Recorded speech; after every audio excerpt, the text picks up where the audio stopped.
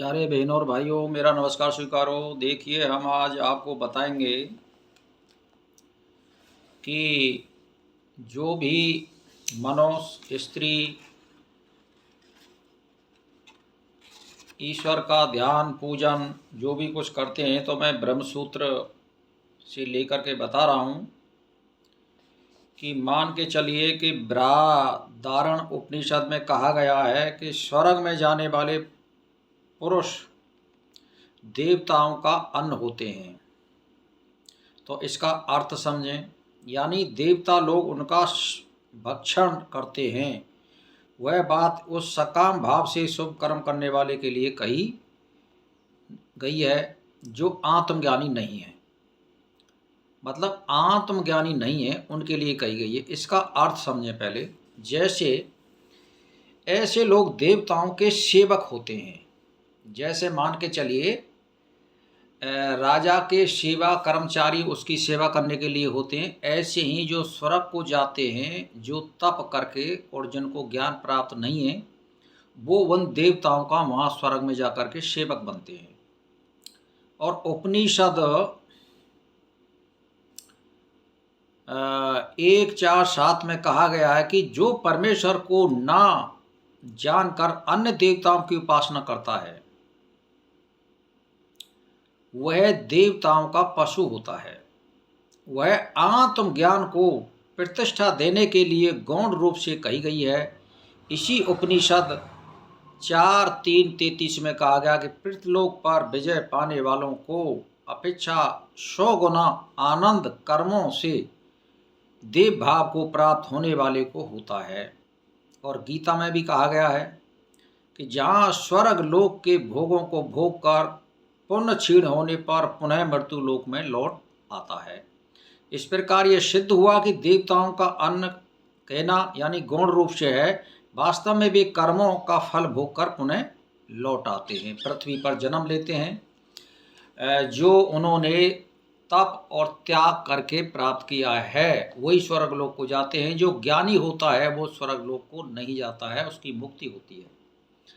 तो अब फिर कहा है ब्रह्मसूत्र में कि पुण्य कर्म करने वाले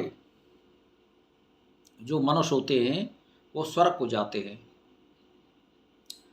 किंतु उनका भोग समाप्त होने पर अन्य जो कर्म शेष रह जाते हैं, उसी के कारण वे उसी मार्ग से या अन्य मार्ग से पुनः लौटकर जन्म धारण करते हैं और वे अच्छे कुल रूप को प्राप्त होते हैं।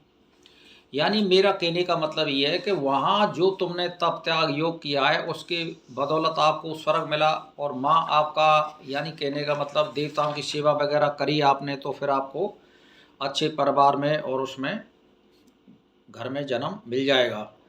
तो इसमें आया है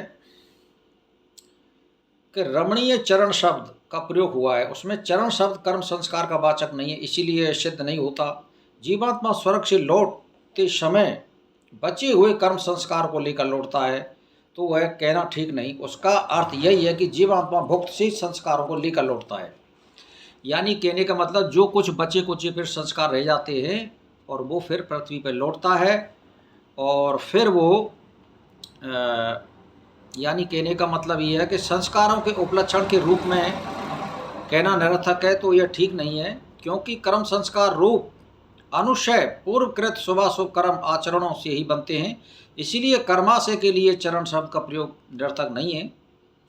तो फिर छांदो उपनिषद में कहा है कि कपुए चरण शब्द आए हैं, पुण्य कर्म और पाप कर्मों के ही वाचक हैं, ऐसा आचार्य बादर का मत है। इसी से सिद्ध होता है कि जीवात्मा बचे हुए कर्मों को साथ लेकर लौटता है। कहाँ से? स्वर्ग से।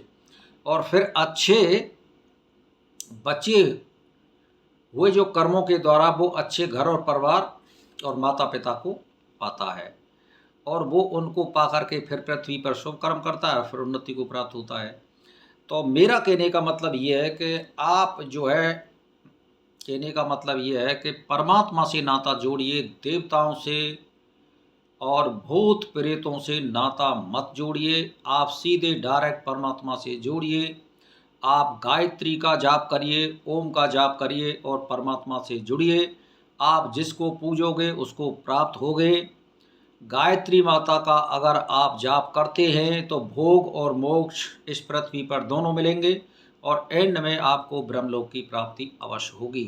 तो इसीलिए भाई और बहनों, मतलब मेरा कहने का ये, वेद के अनुसार चलिए। और वेद में भी बहुत से मंत्र ऐसे हैं जो मैं आपको वर्णन नहीं कर सकता। तो हम तो एक ही बात कहते हैं, यूट्यूब पे मैंने बहुत से मंत्रों को सुना है, बहुत से लोगों ने वीडियो गिरा है, तो उसमें बुरे भाव भी प्रकट किए गए हैं या उनकी समझ का फेर है।